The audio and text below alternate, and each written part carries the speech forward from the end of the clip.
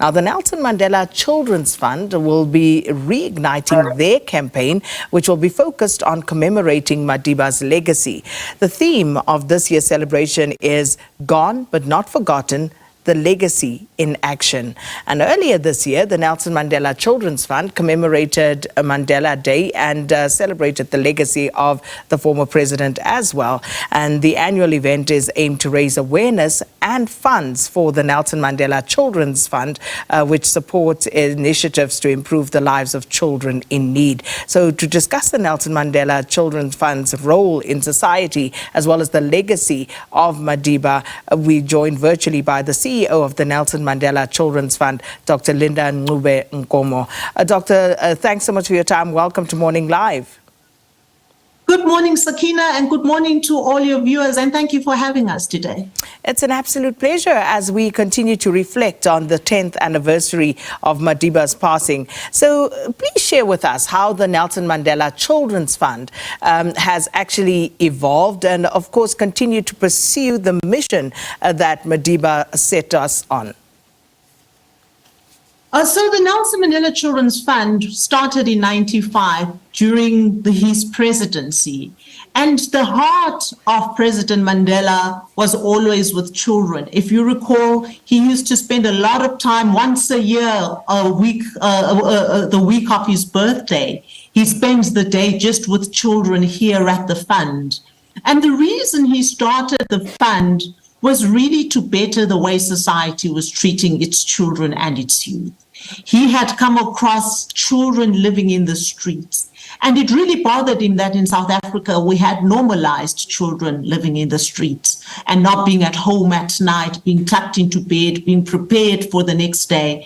And while he understood that he would not be able to change the lives of every single child in South Africa, he knew he had to do something about the ones that the fund would be able to reach. And so we've continued the work with the vision that existed when he started the fund, which is to change the way society treats its children and its youth. And our work continues to be in areas that are very marginalized, because those are the children who bear the brunt of everything that you can think of. We've continued the work by ensuring that we remain relevant and don't become a dinosaur, by keeping on top of what it is that's really bothering children and that's making children unable to live the best lives that they can live as children. And one of the things that we are the custodians of as the Nelson Mandela Children's Fund is the Nelson Mandela Children's Parliament, which is a platform for children being heard in the decisions that affect them. And we really want to amplify that and make sure that as far as is practical and is possible, we're creating those face-to-face and online platforms for children's voices to be heard.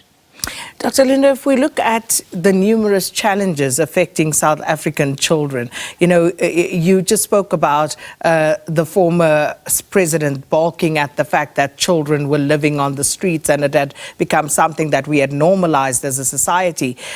Today, we see a lot more of the same, children living in poverty, children having health and nutritional challenges. We're talking about a country where 27% of children are stunted, housing needs, safety, children who are malnourished. How do we take action to address these very serious challenges affecting children who are very vulnerable? We really need to be intentional about it. One of the things that we did on Mandela Day as the Children's Fund was to run a fundraising campaign.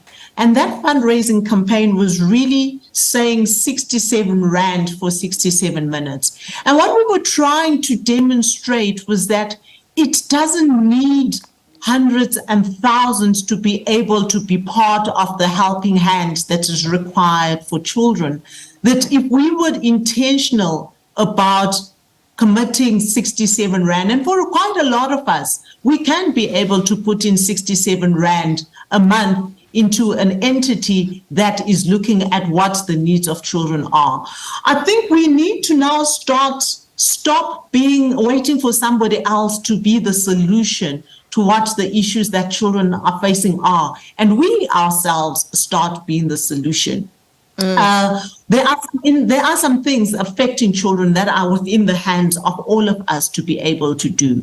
And one of those is being able to, like I say, to be able to say, I'm going to put 67 Rand into an entity that I know works directly with children on the ground, and the children that they're working with are these children that are most affected by poverty. There's also the issue of child safety and protection. Right now, we're right in the middle of 16 days of activism of no violence against children and women. And as you and I are talking right now, a child is being violated, and family members are aware of the fact that the child is violated and they're quiet about it. Community members are aware that a child is being violated and they're doing something about it. So those are the things that are in our hands to do something about. We might not change the lives of every single child in South Africa, but if we change the life of one child, we will have changed the whole trajectory of the life of that one child. So I think we now need to start saying, what can I do? And one of the things that I want to do that I want to share with you, Sakina, and maybe your viewers could also take across, is to go to my local Pick n Pay and go to my local and Spar and say, you guys have got food containers for people to buy food for animals, because animal lovers have made a push for that.